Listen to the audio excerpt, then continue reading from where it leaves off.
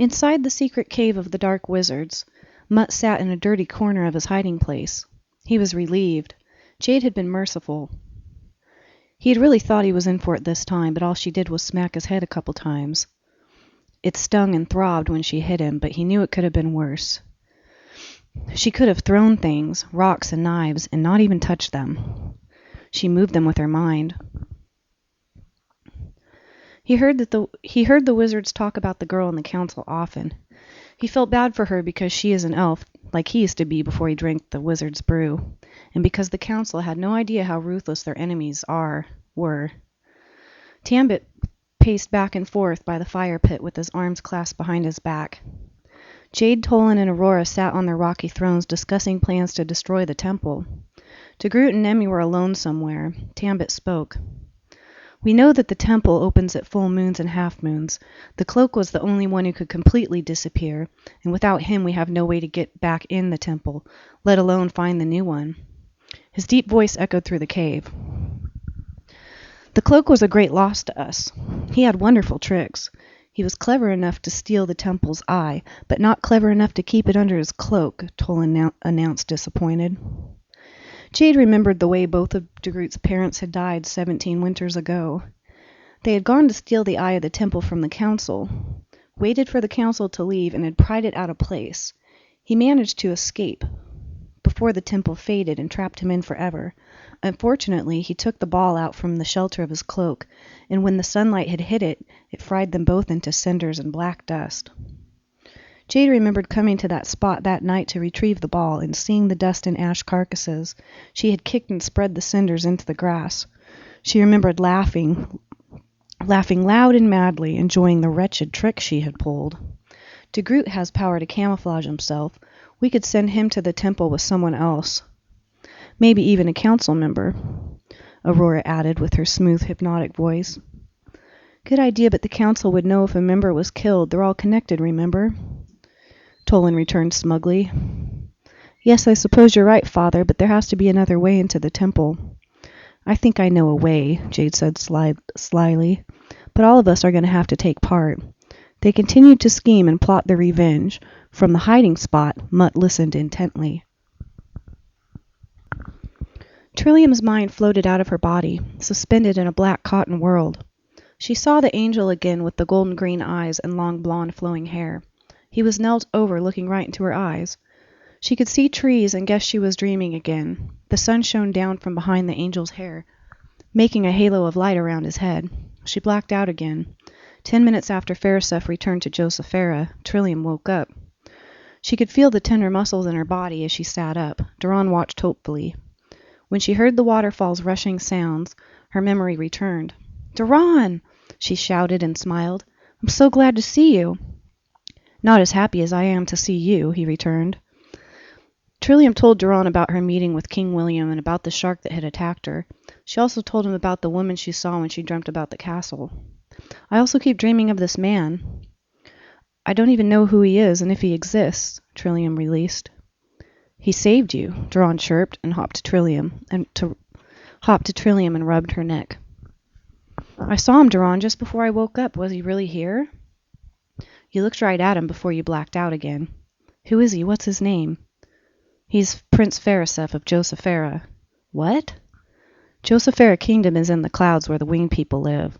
We call them feathers. His father is the king, and that castle you dreamt about is their palace. Duran helped. She didn't realize until that moment that her dreams were very powerful. She was seeing the future along with the past and wondered when she would meet the girl with the colorfully designed clothes.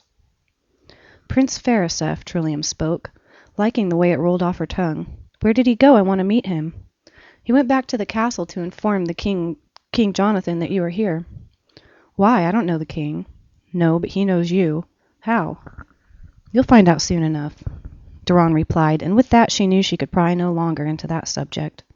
Trillium tried to stand up. She needed to relieve herself and get a drink of water. It was tough, but she managed to stand. She hopped to the waterfall, not able to put any pressure on her injured foot, and got a drink. She noticed the bandage on her wound and the light flowing top that she now wore.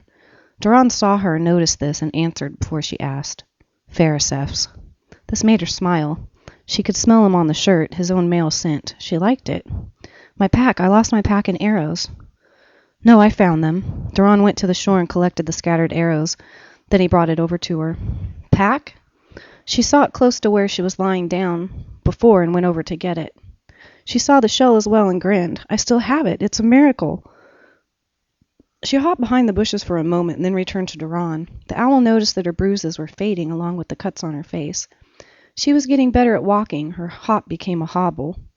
She let Duran up on her forearm and she scratched his head and neck. He closed his eyes and lifted one claw in pleasure. Trillium giggled. I love you, Duran. I love you too, Trillium. Up above, Fairstuff scuffled along the palace floor with a cream-colored Josepharian dress draped over one arm. He had picked it out for Trillium and guessed it would be her size. He himself had changed into full and proper clothing. Another toga-like shirt, like the one he had dressed her in, hung loosely over his broad shoulders. This one was white. He wore a golden, shiny belt that tied in the back, and white loose pants. His father had been happy to hear of Trillium's arrival, but was worried about her condition. Jonathan knew that the medicine that they made at the temple would work, but still wanted her to come to the palace and rest. Jonathan talked about the council to Fairstuff almost daily, but had never let him go to the temple or meet the council members. Jonathan realized that all of this would be changing now that Trillium had arrived. He never revealed any secrets of the council to his son. Fairstuff knew of the Child of Harmony, but did not know about Maylene. Things were changing. Fairstuff would soon be advancing to the next level of his training. Jonathan watched his son scuttle through the palace corridors. He went in one room and came out with a pair of woman's sandals. Fairstuff turned and waved to him. Jonathan lifted a hand in return. Fairstuff felt eager to return to the mystical girl. By the time Fairstuff returned to the island that he named Misty Falls, Trillium had reduced her hobble to a straight limp. Fairstuff saw her standing up and felt his belly flutter. His mouth began to dry up. Trillium saw the angel of her dreams flying closer. He landed smoothly and folded his wings. Trillium limped towards him slowly. Hello, Fairstuff, she spoke softly. He noticed that the bruises and cuts on her face were gone. What's wrong? She asked him with concern. Nothing. I'm just glad to see how much better you've gotten, he replied. I feel fine, but I am pretty tired. The sun will go down in a few hours, and my father wanted you to come to the palace and rest. He looked down at the bloody, tattered scrap of his shirt that was tied around Trillium's foot. How does it feel? He asked sympathetically. Kind of throbs. Trillium noticed Fairstuff's loose, flowing clothes. The sun glimmered off of his golden belt. His hair was braided and hung long down his back. He smiled and she examined his lips. What's that? She asked concerning the bundle of fabric he was holding under his arm. He unwrapped it. The sandals and the blue potion were inside. For you. He gave her the dress that matched what he now wore. What is it? She asked. A dress? You've never worn a dress? I haven't seen one since I was 3 summers old and lived in Phadia. I forgot what it was called. The potion is a long endurance spell. This way you can stay up in Josephara and not get sick from being up high. I can't believe I'm really going to see the castle. I saw it in a dream before. It was amazing. It would be my pleasure to escort the most beautiful woman in Havenbell around my father's kingdom. Trillium blushed and Fairstuff saw this. He smiled. She liked this new feeling that Fairstuff gave her. I still can't believe you're a prince. I'm only an orphan elf who's just learning about Havenbell. Fairstuff put both of his arms on her shoulders and looked warmly into her eyes. The gaze seemed to freeze in time and seemed to last hours instead of minutes. You are more than an orphan. You talk as though you're an outcast. He leaned closer until his face was almost touching hers. You are the Child of Harmony, the one and only. I didn't really have a choice, did I? Don't be silly. You're more important to Havenbell than any king or queen. Only you have the power to transform, and only you can bring all of us together again. You should be proud to be yourself. This made Trillium smile. She wished she could feel his face on hers. Thanks, Fairstuff, she said gratefully, but her smile faded again. He took his hands off of her shoulders and gave her a questioning glance. What is it? He asked softly. My mother. I can't stop thinking about her. She walked and sat down next to the rushing waterfall. Fairstuff joined her. I know she's dead. The wizards killed her, but I miss her so much. She speaks to me in my dreams. I can see every detail of her face. I'm sure she watches over you, Fairstuff added, trying to help out. I've needed her every day of my life. I feel like we're still connected somehow. A depressed look still sat on her face. A pretty girl like you shouldn't wear such a heavy frown. He wiped the tear from her cheek. Trillium smiled and felt her face getting hot. That's better, Veriseph said so quiet it was almost like a whisper. Then he leaned closer and kissed her gently on the lips. Ahem! Duran interrupted from the tree branch above. They both jumped, startled and embarrassed. They had forgotten Duran had been watching and hearing everything from above. Trillium started to laugh, and Veriseph soon joined in. He had a pleasant laugh that made her think of all the beautiful days she spent exploring Maylene. Yes, Duran, she asked with humor. The fairies need the shell badly. You must go soon. He talked of almost a man of 50 summers, the voice no longer fitting his small white body. The words came out strangely from his beak like a ventriloquist dummy. The voice had changed drastically. Trillium's first instinct was to ask him about it, but she knew now was not the time for questions. Let's get ready then, she said, excited, and picked up the Josepharian dress and sandals, then disappeared behind the trees and bushes. Veriseph watched her until he could no longer see her figure between the screen of branches and trees. He looked up at Duran. You won't tell my father about the kiss, will you? He asked Duran hesitantly. If he were to find out that I fancy the child of Harmony, I'm sure I'd never hear the end of it. Veriseph felt joy and pity at the same time. He was partly depressed about the whole thing. Although Feathers fell in love with Adrella and elves quite often, it was a very difficult relationship, filled with the obstacles of elemental sickness, with no hope for children unless you're lucky enough to get the right spell. His father wanted him to marry a feather woman, and having an elf for a girlfriend would not be good gossip around the kingdom. Duran looked at Veriseph. I will not speak, but you are not to fall in love, so focus on the task at hand, Duran demanded.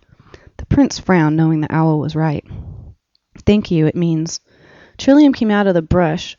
Twigs cracked beneath her feet. Veriseth's mouth dropped open in shock. The white dress fit her perfectly and fit nicely around her figure. Her left shoulder was bare, revealing her smooth tanned skin. The dress strap hung over the right shoulder. The material was on the brink of sheerness. No girl had ever looked that attractive to him. Her hair bounced as she came towards him. The bandage on her left foot remained, but the sandal strap went through her big toe in second without interference. The pain of her wound was reduced to a dull throb. You are beautiful, he sputtered numbly. Trillium blushed again. It's a little awkward, but it is pretty. She shifted her weight back and forth on her feet, making the sandals glitter madly in the sun. Are you ready, Trill? Do you think you can make it? She hugged him and whispered in his ear. I feel I can do anything as long as I'm with you. They embraced each other again. Veriseph felt that he was addicted to her touch and could get hungry for it very quickly. When she saw the look on his face, she automatically knew why he was bothered and why he had that stony look upon his face. Trillium went to search for her belongings. She opened the bottle and drank half of the blue potion. It was almost tasteless, but had a dull twinge to it. When she swallowed it, it warmed her belly like a small fire. Trillium raised her eyebrows like she had already forgotten what she had tasted. That should be enough for now. Veriseph gazed at the long shadows of trees that stretched and looked ominous about the floor of the island. Sunset was near. He looked into the mysterious green of her eyes. Sun's going down soon. Let's go. I want to see the castle. Are you coming, Duran? She invited. He clicked his tongue. Her hurt foot only let out small pain. It was hardly noticeable now. The wind gusted, making the trees shake, and her light dress sway to and fro. She held her pack and quiver over her shoulder. Veriseph picked her up in his arms, and they flew off together. As they rose higher, Trillium gazed back at the little island and watched it get smaller and smaller, with intense joy that only children experience. She was overly grateful to Veriseph for saving her life. She realized she could still be lying on the jagged rocks of Misty Falls, battered, bruised, and close to death, without ever knowing what a kiss felt like. She tightened her grip around Veriseth's neck and laid her head on his chest. He looked back with those golden green eyes and smiled. Chapter 3. Josephara Kingdom. Inside the wizard's cave, the ex-elves, now goblins, prepared for their attack on Fairy Island. The wizard's brew was getting low, and they needed all of the power they could get for their next move.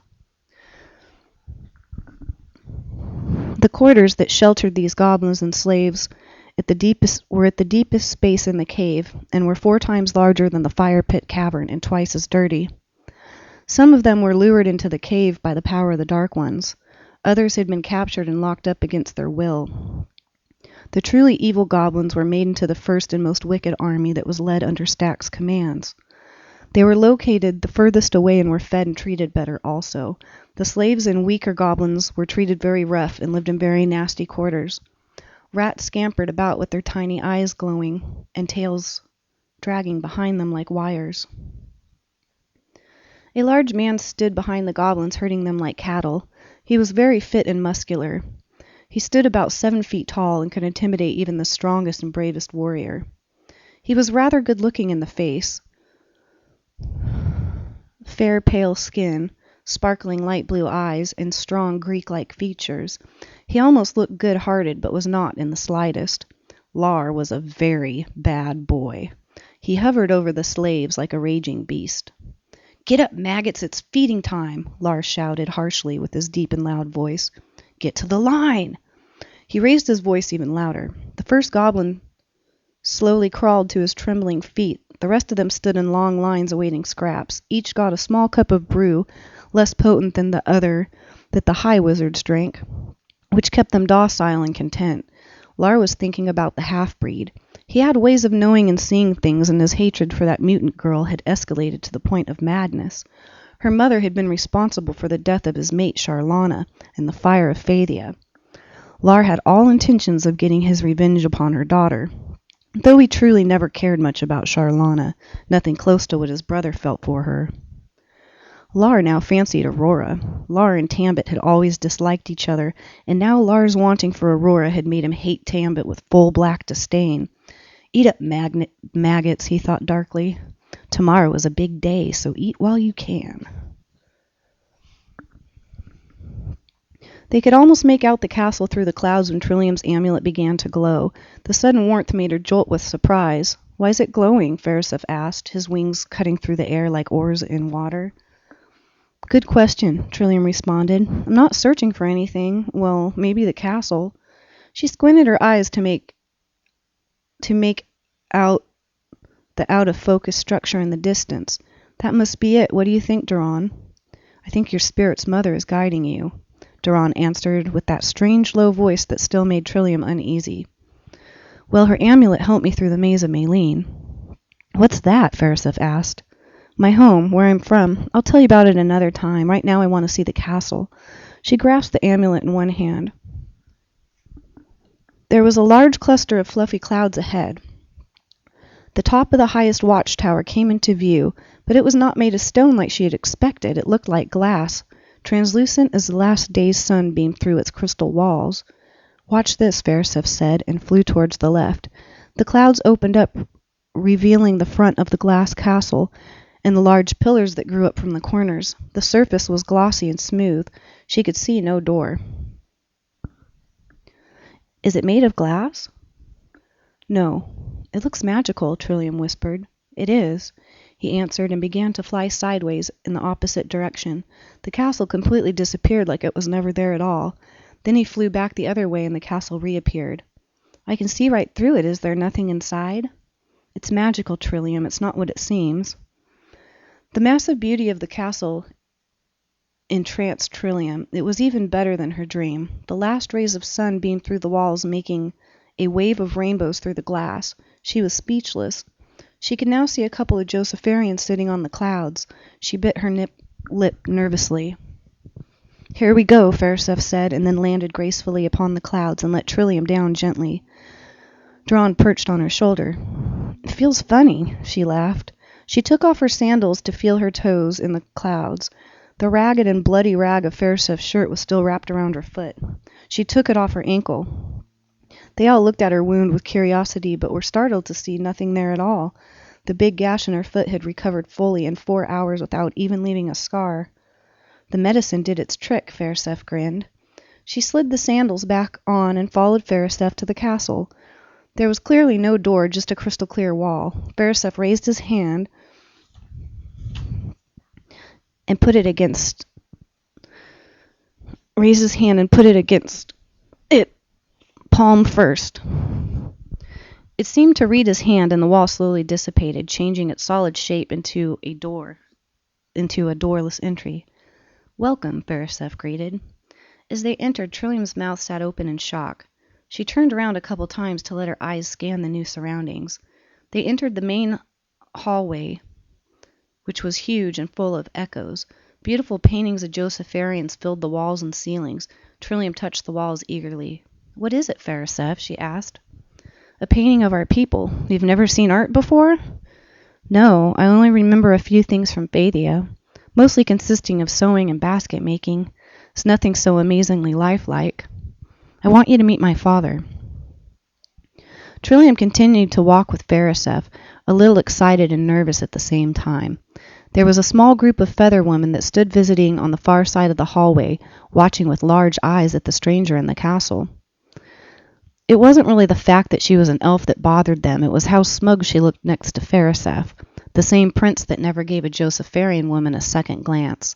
Morgan Augusta stood with the other woman watching in startled numbness. "Who does she think she is? How did an elf get up here?" Morgan muttered to her friends. Then she realized that he must have carried her, which angered her more. For months now, Morgan had tried to capture Phariseph's attention and had done everything she could to no avail. "She's wearing a Josepharian dress. How dare she pretend to be one of us?" Trillium saw that the women had stopped talking and were now staring at her. She gave Phariseph a questioning glance as they walked in front of the pack. Morgan quickly slipped her foot out and sent Trillium face first into the hard, glossy floor. Duran flew off startled. Her face felt the harsh impact of the floor, and then her brow creased with anger. The women laughed mockingly around her, making her more embarrassed and close to an explosion of rage. Trillium rose to her feet. She looked at the winged woman in the eye with the face of stone. Morgan whispered to the pack under her breath and stifled a laugh with her hand. Trillium got close to her and stared at the girl. Trillium spoke slowly. "I could really hurt you if I please, but I don't think that would make a very good impression on the king." All of the laughter ceased, leaving the hallway with an eerie, empty sound. "Elves do not belong here," Morgan raged, "and they do not deserve to wear our clothing." The prince walked in between the two, his face locked on Morgan's. "She is the child of Harmony and is more royalty than I. I could have you sent straight to your death for your dishonor," he stated boldly. All 5 of the women fell to their knees and made a constant stare at the glossy ground. Trillium relaxed a little, getting her anger under control. "I beg your pardon, your majesty. I acted out of turn. Please forgive me," Morgan cried. "Just stay out of our way and all will be well," Phariseph warned. "Thank you, your majesties. I'm truly sorry," Morgan repeated. Trillium glanced down upon the girl. Phariseph gave no reply to Morgan. He started to lead Trillium down the main hall again. Duran perched on her shoulder again. Morgan raised her eyes when they turned their backs. She felt anger at the elven girl now that she knew she was the child everyone has talked about. It would make things much harder for her. Morgan was fully aware that the half-breed possessed certain powers and could possibly tear Morgan in two, and that fueled her revenge. She fully intended to see them again. From outside, the castle looked thin and weak, but on the inside it was solid as stone. There were statues of the Josepharians scattered through the hallway. Trillium went straight to a sculpture. "It's a statue of my great-grandfather. He died when the wizards attacked Phthia. He used the last of his energy to fight them." "He sounds like a brave man." "He was." They passed through 2 doors on the left and a large door on the right. Each seemed about 10 feet tall, made out of reddish wood like cherry or mahogany. There were carved designs on each door. The one on the right had food, fruit, and a feast upon it. "Dining room," Phariseph informed. A few steps up, they came to another door on the left, and one on the right opposite to it. This door had 3 crowns on it. "Throne room, here we are." He opened the monstrous door, and a huge screech bounced echoes through the hall. It was a large room with a narrow red carpet that stretched from the door to the thrones of the royals. There were beautiful statues of Josepharians in here as well. Paintings adorned the walls and ceilings, and numerous pots had plants and flowers spilling out over their rims. 3 golden thrones sat at the back of the room, standing proudly on elevated steps. The 3 of them approached the king and queen, and when King Jonathan spotted the white owl on Trillium's shoulder, he smiled instantly. "Duran, so good to see you here. How do you like my palace?" Duran flew to him and perched on his arm. Jonathan rubbed his head. "Magnificent," Duran complimented. Jonathan heard the deep voice coming from the owl and wrinkled his brow. He knew something was happening, something strange. Fariseph linked his arms with Trillium and led her up the carpet, the red carpet. Father, I'd like you to meet Trillium, the child of harmony. The queen and king lightened up. Trillium observed the king's fancy clothing. He wore loose pants like the prince and a decorative shirt that was tan, brown, and full of designs. A golden belt hugged his waist and then disappeared under the large robe he wore. Upon his head sat a glimmering crown. The jewels inside it shimmered in the light. His toga shirt fastened on the left shoulder, as well as his wife and Fariseph's, all wore the golden plate with a J carved on it, and pinned behind it hung a wavy loose piece of clothing. It looked similar to a scarf. He had an oval face and long gray hair that was braided down his back. His eyes were golden brown, soft and delicate. Something dangled from his neck that reflected the light. It was an amulet just like her own, but clear in color. Trillium gulped. The queen sat on the left of the king. Fariseph's empty throne was on the right. The queen of Josephera looked to be in her late 30s. She had brown hair that hung in big fluffy curls that bounced on her shoulders. Her face was soft and pale. Her eyes were a warm green blue that made Trillium relax a little. She wore a flowing cream dress, the same color as Trillium's, but much more intricate and stylish. She also wore a robe not as bold as the king's. A delicate golden crown sat upon her head. She had on no amulet or jewelry. Trillium wondered why she didn't wear one. She knelt for them. I am Jonathan, and this is my wife Amber. You look rather well. How are you feeling? Any dizziness? No, I feel fine. Excellent. The spell worked well. We were afraid it would work differently on you. We have a great many things to discuss with you, but first we'd like to get you cleaned up. We shall eat dinner together and discuss our business then. We are so glad that you found the shell and made it here, the queen said nicely. Fariseph, can you show her to the washroom, and then we will meet you in the royal dining room. Trillium stepped back and knelt before them. Thank you, your majesties. Fariseph guided Trillium out of the throne room, down the main hall to the washroom, both of them excited for the events to come. The king and queen sat at the long table in the center of the dining room. It was smaller than the throne room, but was just as elaborate. The walls were a solid maroon with a painted border of golden leaves that ringed the top. Trillium opened the door. This door didn't creak. They looked at her and were all stunned. She looked radiant, just like royalty. The dress she wore was cream and goldenrod, almost as fancy as the queen's. The strap went over her right shoulder, and there was a golden plate with the J symbol on it. She believed it to represent the Josepherian race. She also now had a scarf that hung below it. It was sparkling brown. The maidens had returned to her in the washroom to help her apply some makeup. This made Trillium nervous, but she let him do it anyway. They pinned up her hair in big curls. A couple of loose ringlets fell softly by her face. She knelt politely in front of them. They have already been talking about your arrival. Soon I must announce to my kingdom that the child of harmony is here. King William made me promise to keep my identity a secret. Nothing stays unnoticed for long, especially in Josephera. Many have seen you in the halls. I think it would be all right now. The Josepherians need you. They want to serve you. It is better to tell them the truth than to let them make up their own. Please sit. Jonathan sat at the head of the table. Fariseph pulled the chair out next to his, and Trillium sat down. Seems like such a huge table for such a little crowd, but we need to be in privacy tonight, Amber explained. They dined together, and it wasn't till all the food and dishes were taken away until the king spoke again. When the wizards first split Havenbell apart, it crippled the first council terribly. The elders of the council, our grandparents, relocated our temple and had to change it as well. No longer human, the council members were split into races and had to change the temple to be accessible to all. It was placed on the end of an island in the sea. You cannot see the temple from the outside, like it isn't there at all. They put a spell of illusion upon it, stronger than the one here in Josephera. Trillium remembered the way that the glass-like castle had disappeared at certain angles. How did the Adrella members get into the temple? Trillium asked. The door only opens at full and half moons. This is your amulet to open the door to the temple. If you succeed in returning the shell, you will need it. He handed Fariseph an amulet similar to his own, clear in color to represent his own element. Veruseth smiled widely and Trillium helped him clasp it around his neck. Jonathan continued. My grandfather was Josephera himself.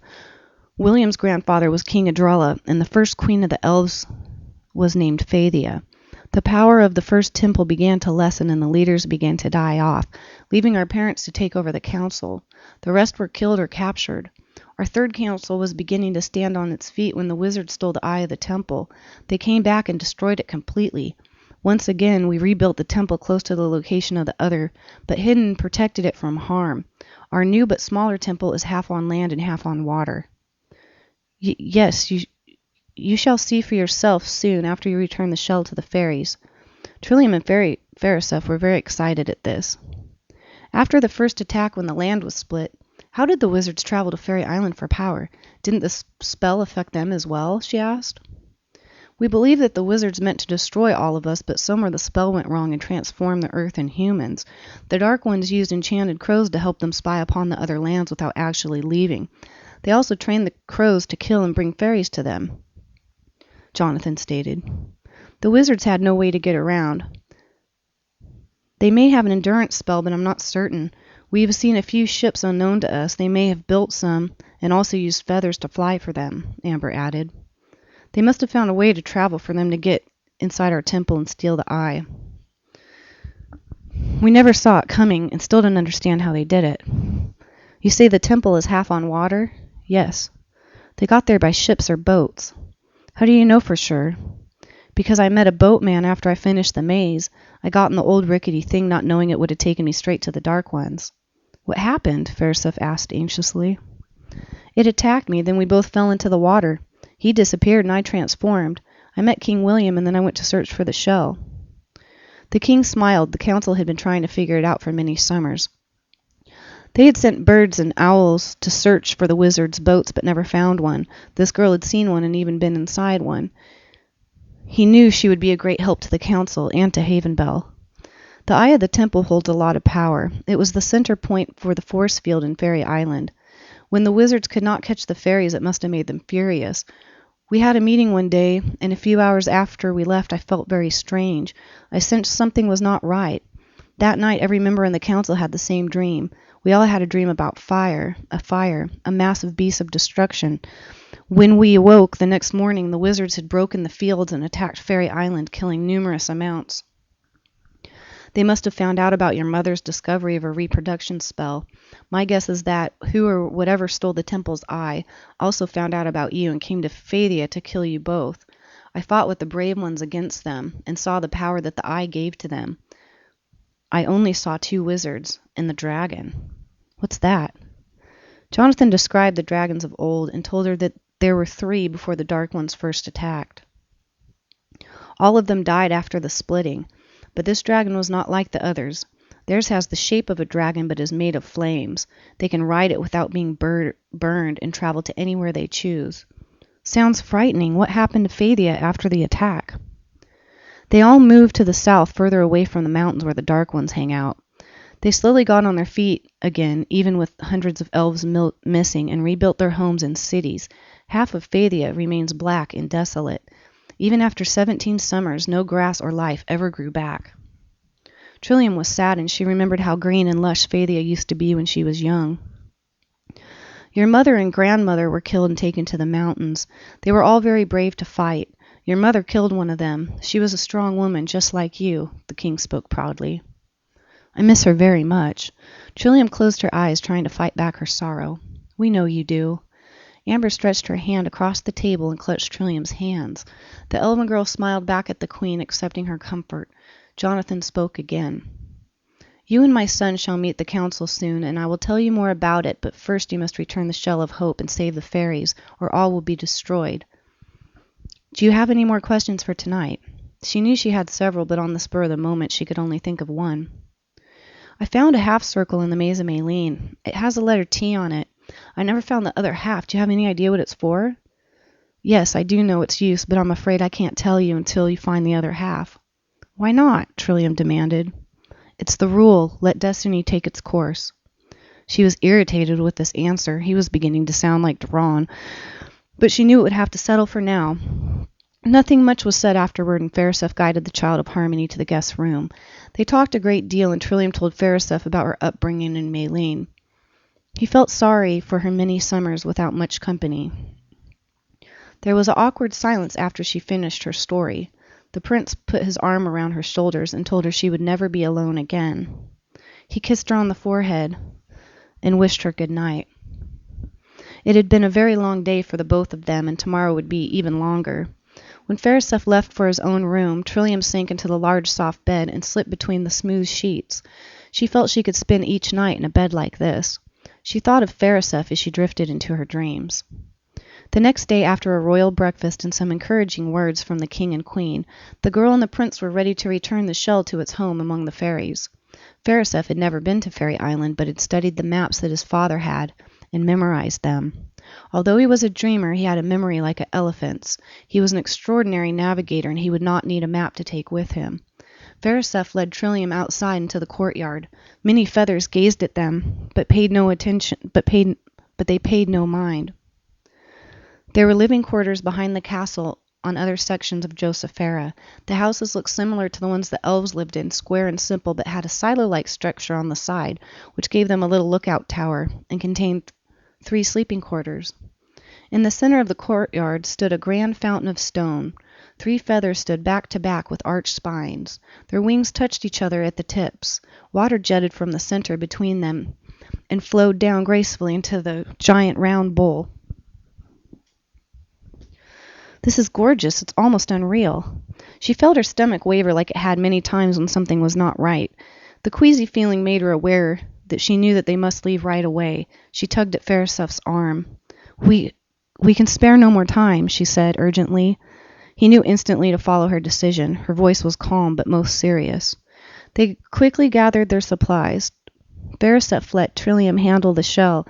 It made him dreamy and thoughtless. It hardly affected her. Farisef drank some of an endurance potion and carried Trillium in his arms as he flew from the castle.